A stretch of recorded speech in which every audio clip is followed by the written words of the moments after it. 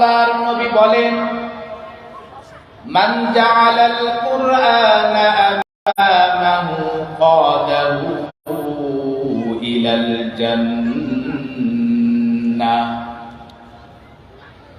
যে ব্যক্তি আল্লাহর কোরআনকে সামনে রাখবে, আল্লাহর কোরআনকে ইমাম মানবে, যে ব্যক্তি আল্লাহর কোরআনকে নেতা মানবে, কোরআন অনুযায়ী জীবন গঠন করবে, কোরআন অনুযায়ী সমাজ গঠন করবে, কোরআন অনুযায়ী নিজের ব্যক্তিগত জীবন পরিচালনা করবে, কোরআন অনুযায়ী রাষ্ট্র পরিচালনা করবে, আল্লাহর হাবিব বলেন কাদাহু ইলাল জান্নাহ। আল্লাহর কোরআন নেতৃত্ব দিয়ে টেনে টেনে তাকে আল্লাহর জান্নাতে নিয়ে যাবে। আমরা কোথায় যাব তাহলে? খুশি আছেন এবার? জোরে বলেন না আলহামদুলিল্লাহ। আমার ভাইরা, আমাদের এই দেশে, বিশেষ করে বাংলাদেশে ওয়াজ নসিহত কি কম হয়? সারা বিশ্বের তুলনায় সবচাইতে বেশি ওয়াজ নসিহত হয় এই দেশে। কিন্তু আমাদের চরিত্রের কোনো পরিবর্তন কি হয়েছে? কথা বলেন না কেন? আমাদের চরিত্রের কোনো পরিবর্তন হয়েছে? আমাদের আমলের মধ্যে কোনো পরিবর্তনকে আমরা আনতে পেরেছি? কেন পারি নাই? তার কারণ হলো যে আমরা প্যান্ডেলের ওয়াজ প্যান্ডেলে রেখে যাই, আবার জুমার দিন যখন জুমার মসজিদে যাই, ওই মসজিদের ওয়াজ মসজিদের সীমার ভিতরে কি রেখে দেয়। অর্থাৎ প্যান্ডেলের ওয়াজ আমরা বাসা পর্যন্ত নিয়ে যেতে পারি না। আপনারা কি প্যান্ডেলের ওয়াজ বাসা পর্যন্ত নিয়ে যেতে পারবেন?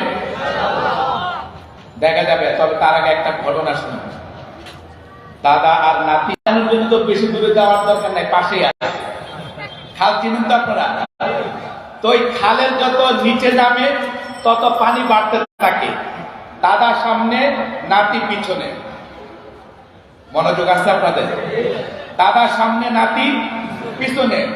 দাদা যত সামনে যায় পানিও তত বাড়তেছে, আর দাদা আস্তে আস্তে লুঙ্গি কি উপরের দিকে উঠাইতেছে। উঠাইতে উঠাইতে কি হাঁটুর উপরে উঠাইতেছে।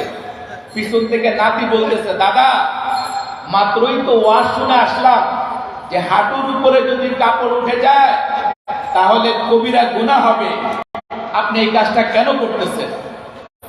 দাদা মাথাটাকে আস্তে পিছনের দিকে একটু ফিরাইয়া নাতির দিকে ফিরাইয়া বলতেছে,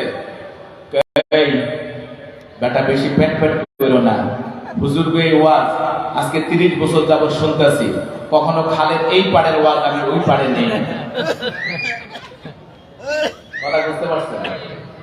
আমাদের কি এই অবস্থা? আমরা কি পরিণতির শিকার হব? নাকি প্যান্ডেলের ওয়াজ বাড়ি পর্যন্ত যাবে?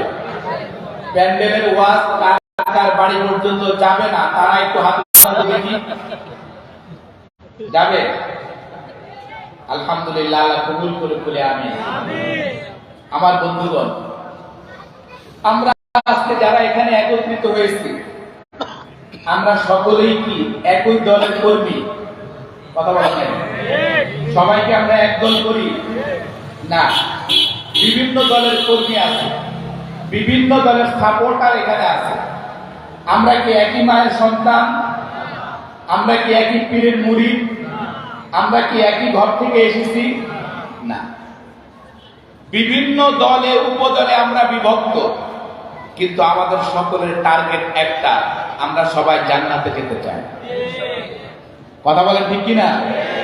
আমরা সবাই কোথায় যেতে চাই? আপনারা কি আমার সাথে জান্নাতে যাবেন?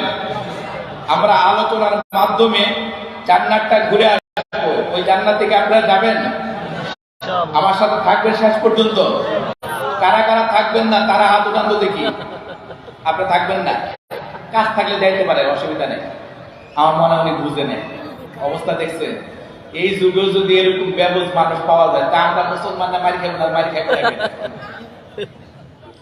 আল্লাহ বুঝার তৌফিক দান করে বলে আমি। আমার ভাইয়েরা,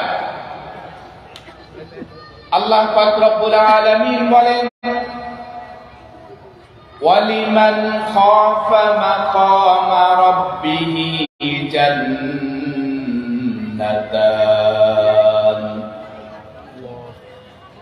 যে ব্যক্তি রব্বুল আলামিনের সামনে উপস্থিত হতেই হবে, পৃথিবীর সব কর্ম তৎপরতার চূড়ান্ত হিসাব দিতে হবে, এই মন মানসিকতা যেই বান্দা বান্দির থাকবে, আল্লাহ রাব্বুল আলামিন তাকে 2টা জান্নাত দিবে।